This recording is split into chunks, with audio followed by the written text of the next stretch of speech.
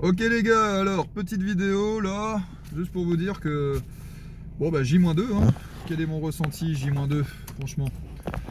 Bah J-2 je me dis putain mais je suis un fou quand même hein, de faire ce que je suis en train de faire. Parce que je vois le sac, ben il pèse son poids l'enfoiré. Donc j'ai quand même été à Decathlon pour m'amuser à alléger le sac, pour prendre des trucs plus légers. À un moment je devais prendre juste mon tapis de yoga, bah, le tapis de yoga bah, finalement ça. C'est un petit tapis gonflable qui fait à peine 600 grammes. Alors, donc comment vous dire que je gagne largement de la place et surtout du poids. Donc c'est super intéressant pour mon sac. Donc je gagne quand même 400 grammes, ce qui est pas rien. Attention petit, il fait quoi? Il va toucher ma voiture? Touche pas ma voiture! Non, ça va, je suis pas un connard comme ça quand même. Je m'en fous qu'il touche ma caisse. Du moment qu'il arrive pas. Et donc, autrement, voilà quoi, ça c'est le truc super sympa. Donc, ce petit duvet, ce petit matelas qui va m'isoler du sol, eh ben, va m'être d'une grande aide, ça c'est certain, pour gagner en température. Et ensuite, après, ben, comment je me sens? J'avoue que ce matin j'avais un petit coup de blues parce que voilà, j'étais avec les parents, j'étais avec ma mère.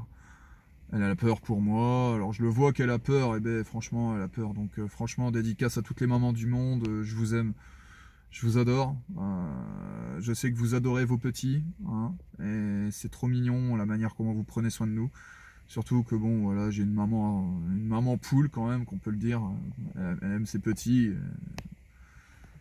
Et quand elle aime, eh ben, ça compte pas. Et c'est hyper émotionnel. Donc voilà, à chaque fois c'est dur, entre guillemets, parce que voilà, quand tu sais que tu vas quitter les parents pendant un temps, tout ça, voilà, t'avais une certaine routine. Et maintenant, bon, bah, tu repars. Voilà, pour un certain temps, parce que là en plus ça va être que de l'aventure, donc ça fout pas les boules, mais on peut dire un peu le seum quand même. Hein. C'est la maman, c'est la famille, c'est les gens que t'aimes, que tu voudrais avoir tout le temps à tes côtés, et tu sais très bien que tu peux pas. Tu peux pas, parce que quand tu dois faire ta vie, tu peux pas garder ces gens-là à côté de toi, parce que ça te bouffe au bout d'un moment. Mais j'avoue que ce matin c'était vraiment mignon. Je voyais qu'elle se donnait à fond à dire et ça t'as besoin, et ça t'as besoin, et ça t'as besoin. Et si je prenais tout ce qu'elle me donnait, mon sac aurait fait 40 kilos. C'est un peu, vous voyez, la maman, t'es sûr, t'as encore à manger, t'as encore faim, tu vois, t'es déjà blindé, tu vois, t'as déjà bouffé 4 assiettes, elle te dit, non mais il faut encore remanger, tu vois, remange, parce qu'on sait jamais. Ah, je les adore, je l'aime ma maman, putain, mais qu'est-ce que je t'aime. Tu vois cette vidéo, ben sache que je t'aime, hein. Tout comme mon père, et ainsi de suite, c'est important. Et si vous avez une maman, ben, eh ben prenez soin d'elle, hein, parce que c'est le plus important, mais n'oubliez pas que vous devez vivre votre vie aussi, c'est important aussi. Donc de temps en temps, il faut savoir couper les ponts. Voilà. Donc c'était ce matin, j'avoue, c'était le petit moment de seum. Salut toi. Ouais, petit moment d'égarement. Ah, quand je vois une jolie demoiselle, hein, c'est plus fort que moi. Mais autrement, voilà. Ah, ça faisait une petite lumière verte. Mais autrement, sachez que prenez soin de votre famille. Aimez-les et dites-leur que vous les aimez. C'est très important. Dites-leur que vous les aimez. Au moment que vous les avez contre vous. Moi, ce matin, j'avais ma mère contre moi, j'avais pris dans mes bras et je lui ai dit que je l'aime et c'était le plus beau des cadeaux. Et faites-le souvent. Parce que si vous êtes un gars comme moi qui partez à gauche, à droite, eh ben, dès que vous la voyez, ayez pas peur de le faire. C'est important. C'est important. Croyez-moi, c'est important. Et je parle au nom de tous les militaires qui à chaque fois ils partent au Mali et tout, parce que je l'ai vécu plusieurs fois.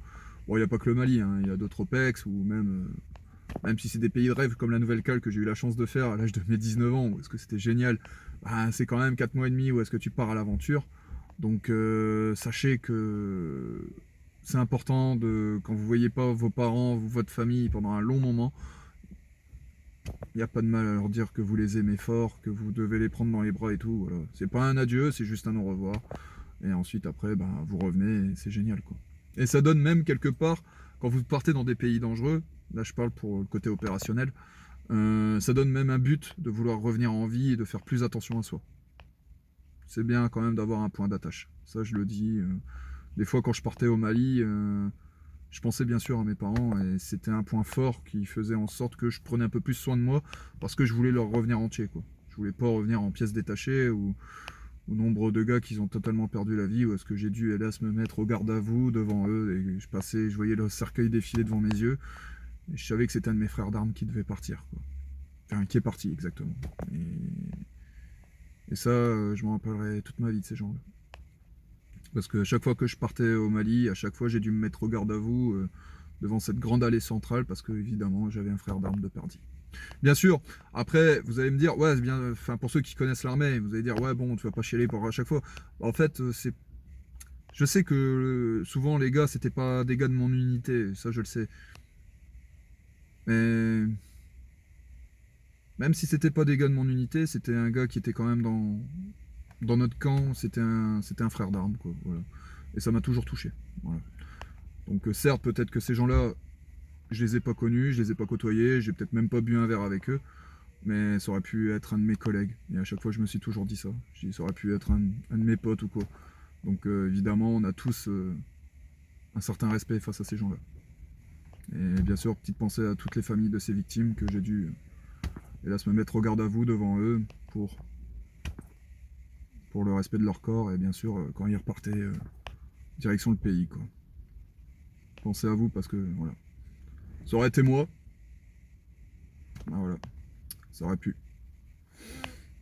Et ouais, hein, ça c'est la faute à pas de chance après, hein, ça aussi. Et c'est aussi les choses de la vie. Voilà. Ça c'est mon vécu, c'est quelque chose qui me restera à vie. Voilà. On- quand on est militaire, on a ce côté où est-ce qu'on va dans des pays et là on perd des frères d'armes bêtement. Après, bêtement, ou pour la gloire, ou ça se discute évidemment. De toute façon, quand on est militaire, on n'a pas notre mot à dire. Quand on est militaire, on a signé, on sait pourquoi. C'est comme ça. Ça, c'est des choses que les civils, hélas, ne peuvent pas comprendre, mais que nous seuls, entre guillemets, pouvons comprendre. Parce que ben, on est aux ordres de la France et on est fiers de notre pays, on est fiers de notre patrie, on est fiers des trois couleurs. Et on a signé exprès pour donner jusqu'au sacrifice. Hein. De toute façon, c'est dit dans le code du soldat. Hein. Je crois que c'est le dernier. C'est jusqu'au sacrifice de sa vie. On sert jusqu'au sacrifice de notre vie. Et donc, petite pensée à ces gens-là qui ont, hélas, perdu la vie dans ces pays.